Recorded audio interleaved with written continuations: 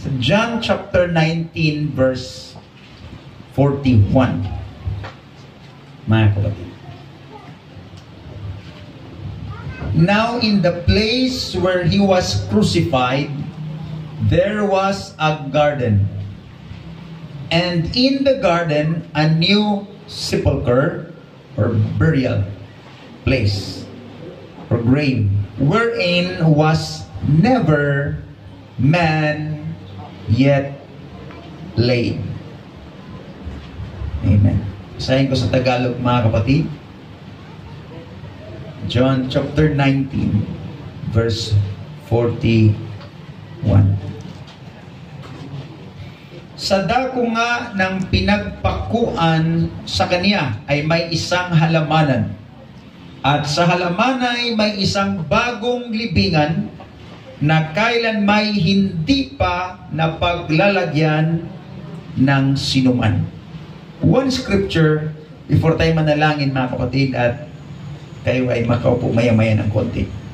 Now take note, doon, mga kapatid, sa malapit na kanyang pinagpakuan ay meron tinatawag na halamanan or garden. Doon siya nagtapos.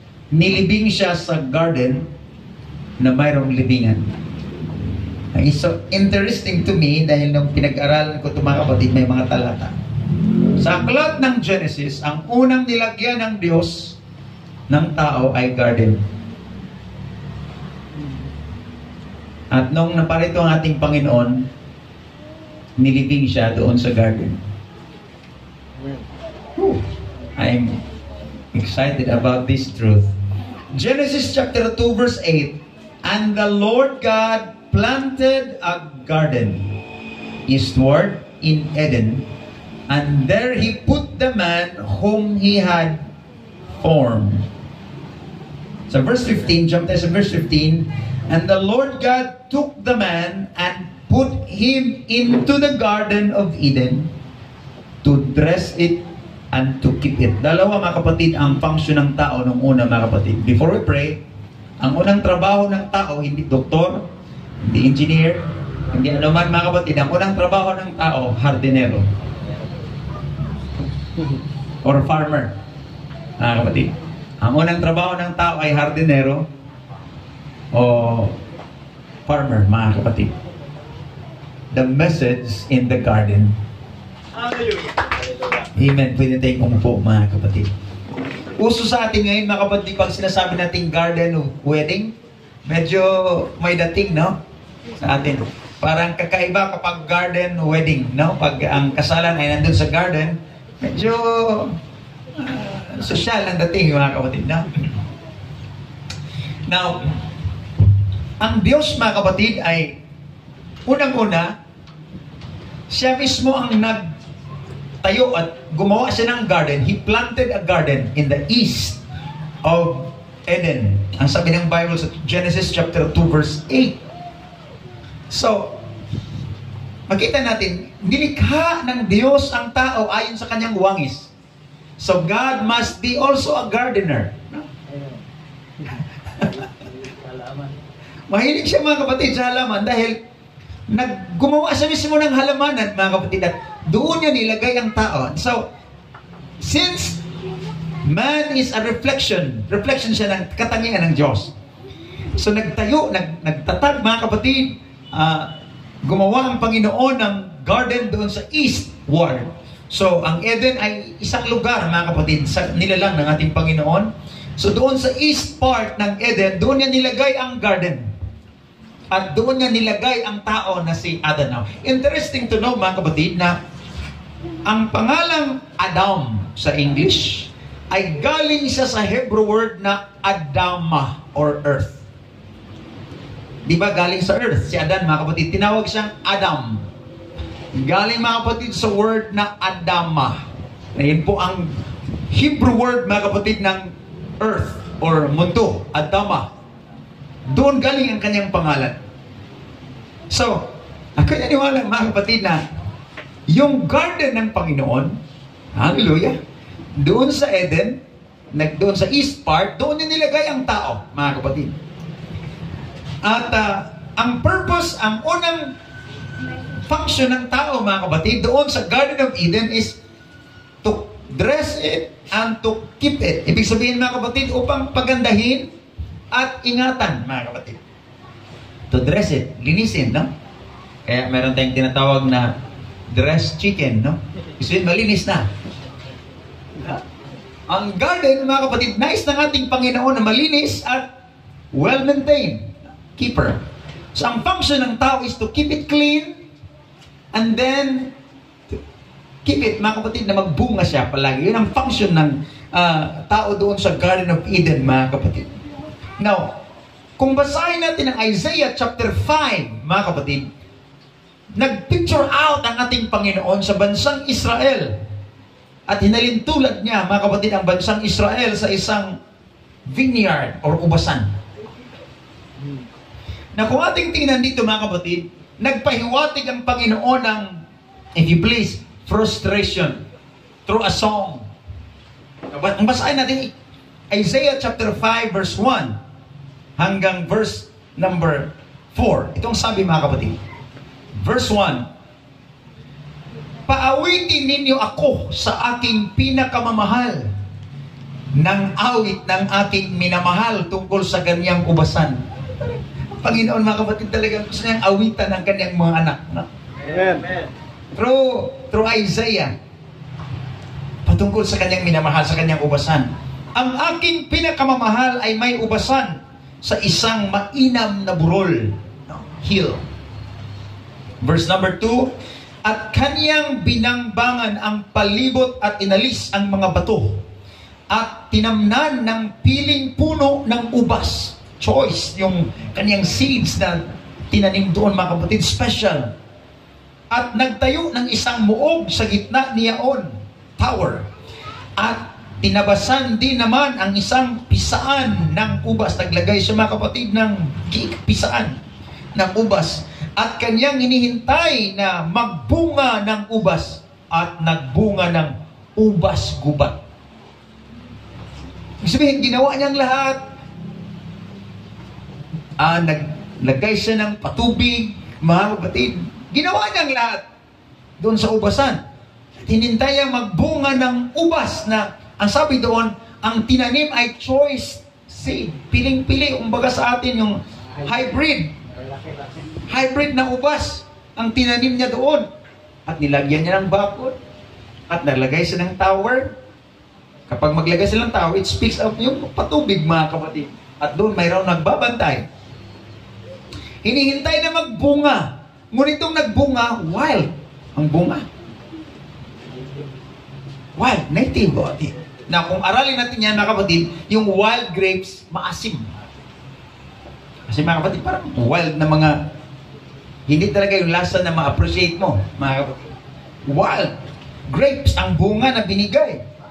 Sa verse number 3, ang sabi niya, at ngayon, o mga nananahan sa Jerusalem at mga tao sa Huda, hatulan ninyo, isinasamo ko sa inyo, ako at ang aking ubasan. 4, ano pa ang magagawa ko sa aking ubasan na hindi ko nagawa? Ano ba ang kulang pa sa kanya? Nagpahayag ang Panginoon ng frustration doon sa kanyang ubasan na pinipicture out niya ang Israel, ang kanyang mga anak. Ginawa niya, mga kapatid, yung kung anong nararapat upang magbunga ng magandang bunga. Nagbunga. Okay? And then, ano nang aking hinihintay na nagbubunga ng mga ubas? Nagbunga ng ubas gubat. Nagpahayag ang Panginoon, pinipicture out niya ang kanyang mga anak parang isang garden. Isang taniman, mga kapatid, na ang tinanim ay piling-pili na pananim. Ngunit nung nagbunga ay wild fruit ang binigay. At yung sabi niya, ano ba ang aking? Since ito ay awit, mga kapatid, hindi ko alam kung parang akma ang awit na ito na aking nalalaman. I did my best, but my best, but I guess my best wasn't good enough. Sino bang umawit niyan? I gave my all, but I think my all may have been too much. So, as if na ganun ang frustration ng Panginoon doon sa kanyang anak. Ginawa ko ang lahat. upang ang expectation niya ay magbigay ng bunga ng kung anong nararapat, mga kapatid. Kung ating ipagpatuloy, ang sabi ng Panginoon, magbigay siya ng hatol sa kanyang ubasan. Aalisin niya ang mga bakod, hayaan niya ang mga wild na mga hayop. Siyempre, alagaan mo pa yan.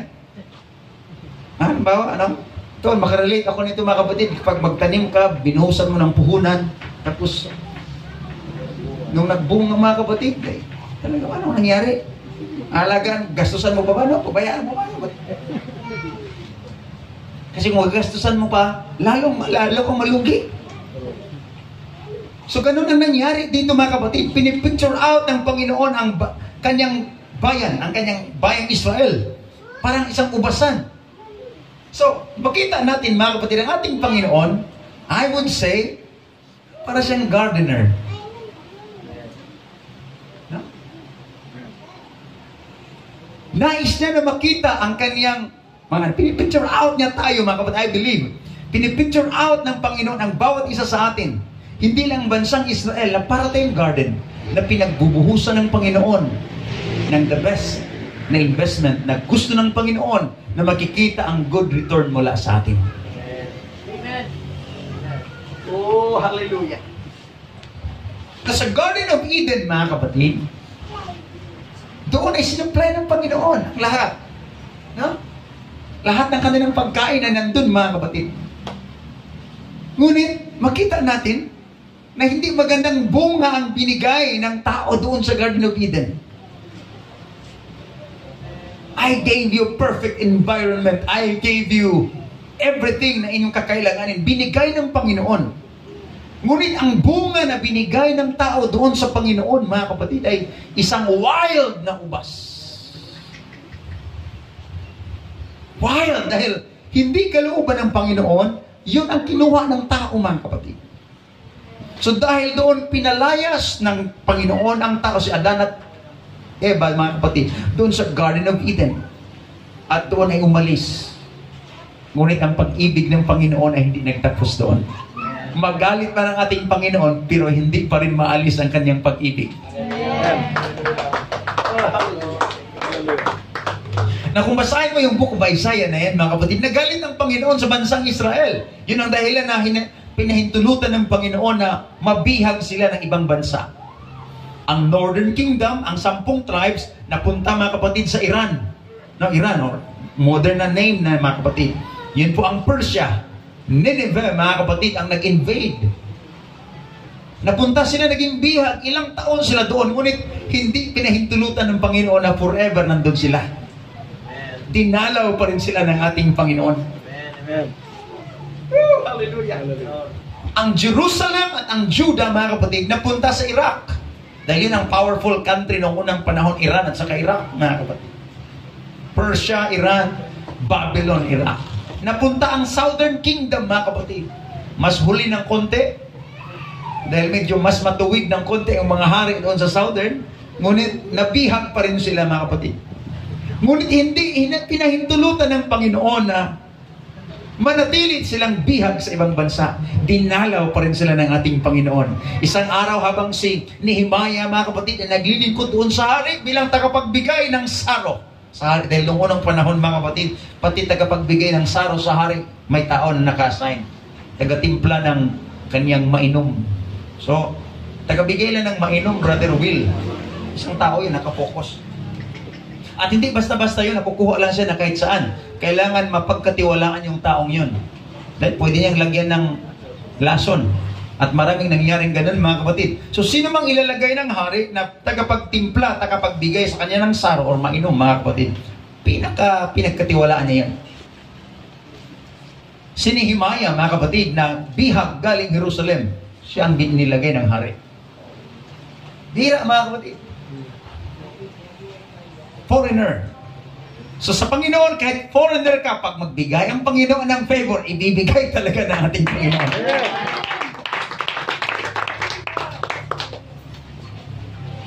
Habang nagbibigay siya ng saro sa hari, napansin ng hari, mga kapatid, na malungkot si Nehemiah. At hindi pwede yan, mga kapatid, sa batas ng kingdom. Hindi ka pwede maglingkod sa hari na Malungkot yung mukha mo, mga kapatid. Hindi pwede.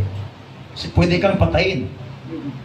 Dahil kung, di ba na-adapt natin kung anong meron? Pag malungkot yung ating kausap, parang ma-adapt natin yung kanyang kalungkutan, no? Parang sinusuntok din tayo, mga kapatid, ng kanyang kalungkutan.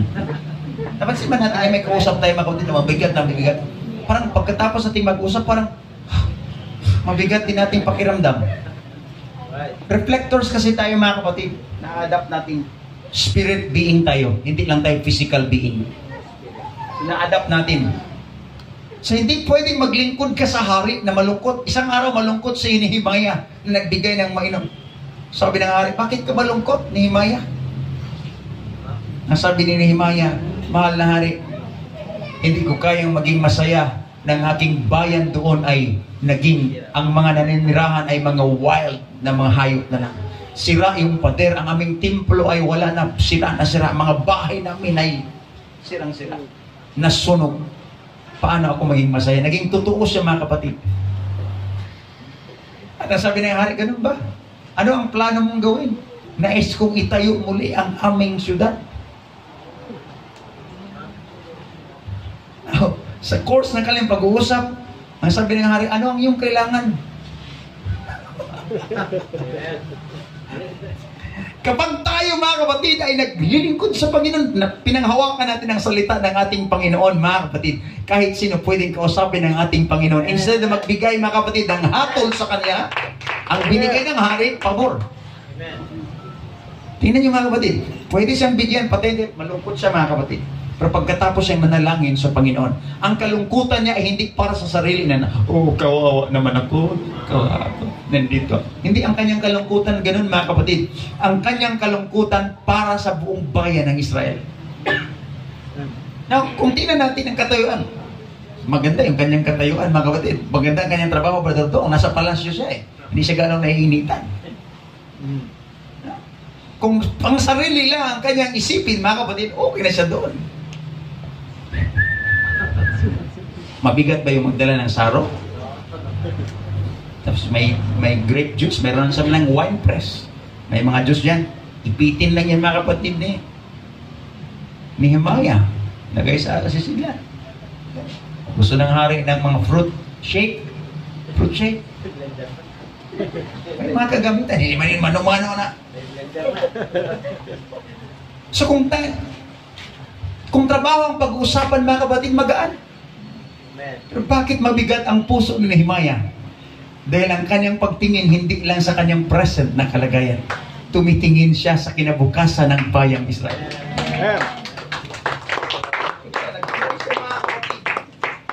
At napansin ng hari, kinausap na rin ng Panginoon ng hari.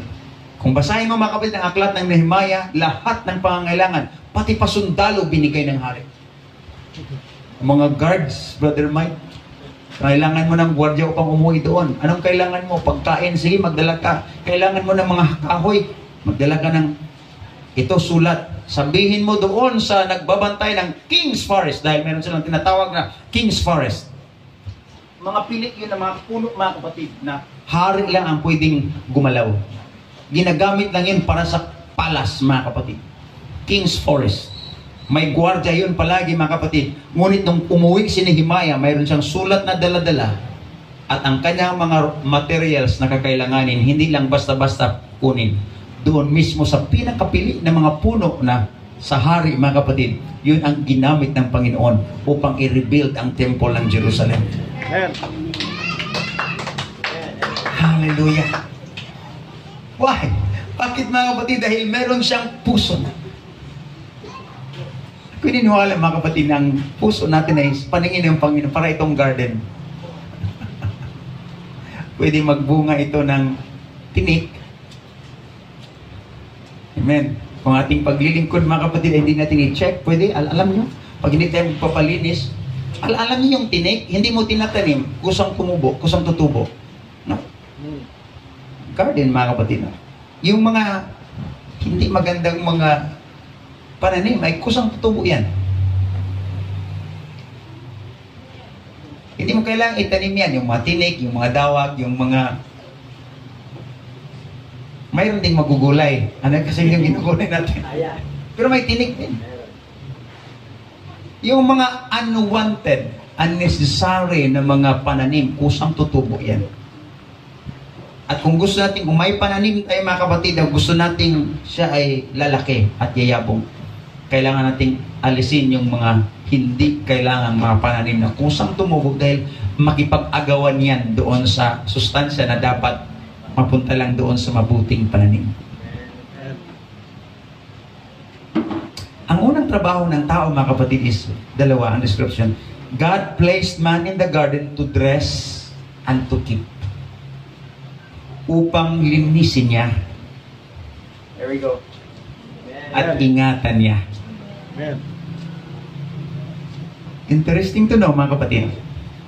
Dahil kung yun ang unang description ng trabaho ng tao, at kung tinitingnan ng Diyos na garden ang kanyang mga anak, then ang trabaho ng tao is to dress and to keep our garden.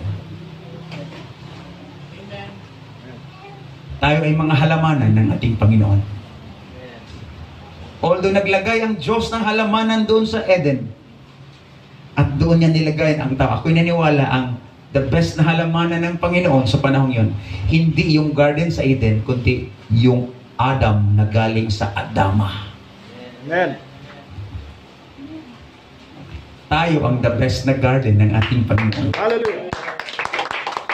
Alam niyo, ini-expect ng Panginoon Oh.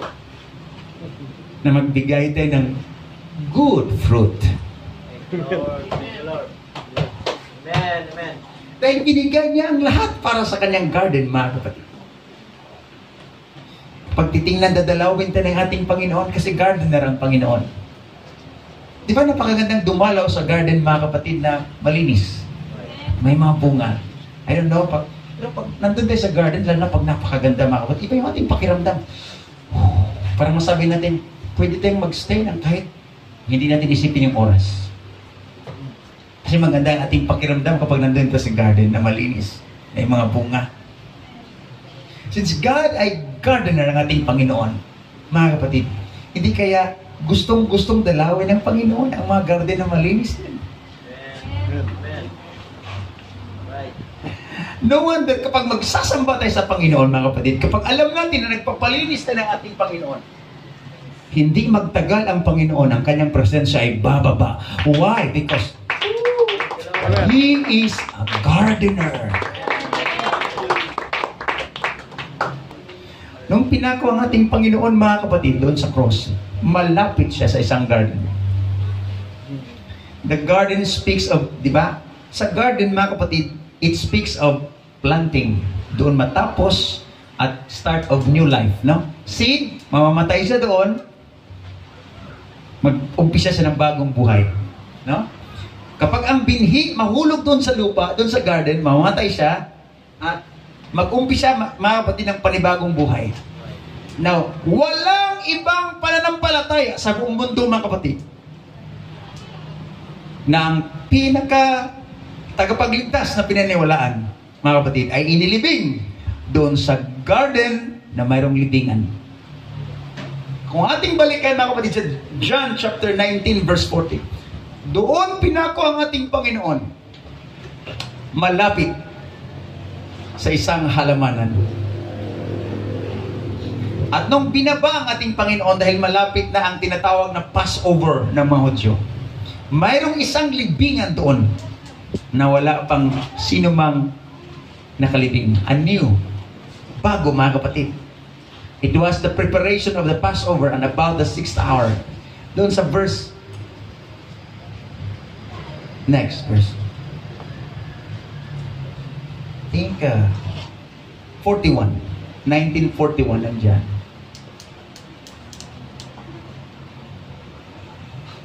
Makita natin niya, mga kapatid. Now in the place where He was crucified, there was a garden. Garden. Saan nilagay ang unang tao? A garden. Here's second Adam, ang pangalawang Adam, mga kapatid. Malapit ng itanim sa lupa. Hallelujah. Doon sa garden, nag-fail ang unang tao, mga kapatid. Doon sa garden, perfect environment. Ngunit nag-fail ang tao. Here comes pangalawang Adan, mga kapatid. Si Jesus Christ. Malapit na siyang itatanim sa lupa. Hindi lang siya basta-basta na iliping kahit saan, mga kapatid. God in His divine plan, naghanda siya ng halamanan, mga kapatid. Hallelujah. Hallelujah.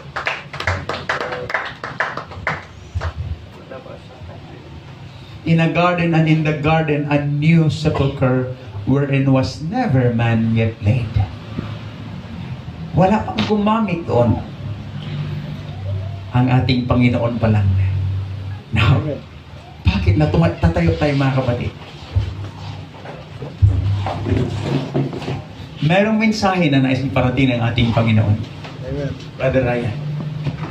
Ang garden ay nagsimbolo, mga kapatid, ng beginning of new things. Umpisa ng bagong buhay. Dahil doon natin tinatanim, tutubo siya ng bago.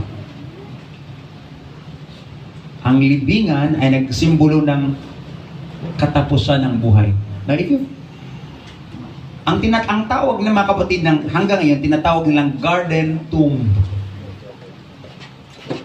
Libingan siya na pinagsamang garden at saka tomb. Libingan na garden. Now, ang garden, ulitin ko, simbolo siya ng bagong buhay na sisibol. While ang libingan ay nagsimbolo ng katapusan ng existence sa mundong ito. Di po ba? Kaya nga yung iba, yung walang pag-asa, pagpagka ng sarili, iyak lang iyak dahil hindi na makikita. It speaks of end. Para sa mga walang pag-asa. Ang ating Panginoon, doon sa nilibing, sa garden tomb. Nagtapos ang kanyang physical na katawan as a symbol, mga kapatid, na itinanim doon, ngunit it's a symbol of resurrection. Amen. Tutubo ang panibagong pag-asa at Amen. buhay, mga kapatid.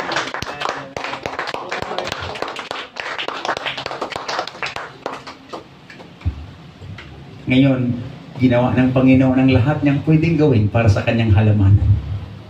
Ngunit hindi iyan ang garden, mga kapatid, na nais kong dalhin ngayon at tinala. I mean, your garden. Ginawa lang yun ng ating Panginoon doon sa specific na lugar. Ngunit kung ating tingnan ngayon ang puso ng ating Panginoon, until this na time, gardener ang ating Panginoon. Nais niyang dalawin ang bawat halamanan ng bawat isa. May mga dawag bang tumubo sa ating halamanan? Kumusta ka, dresser and keeper of the garden? Kumusta ka, kapatid? Kumusta ka, anak? It's the voice of God. Anak, kumusta ang halamanang pinagkatiwala ko sa iyo? Nilagay kita dyan upang tagapag-ingat, tagapaglinis sa halamanang ipinagkatiwala ko.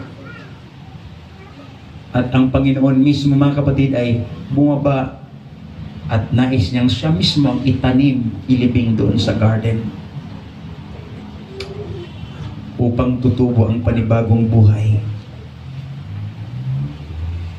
Jesus be planted in this garden.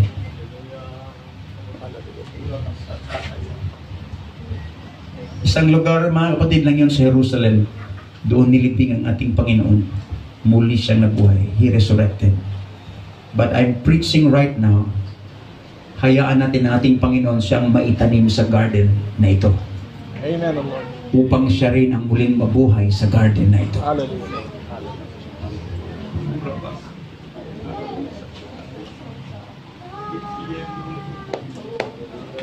Hallelujah, Jesus.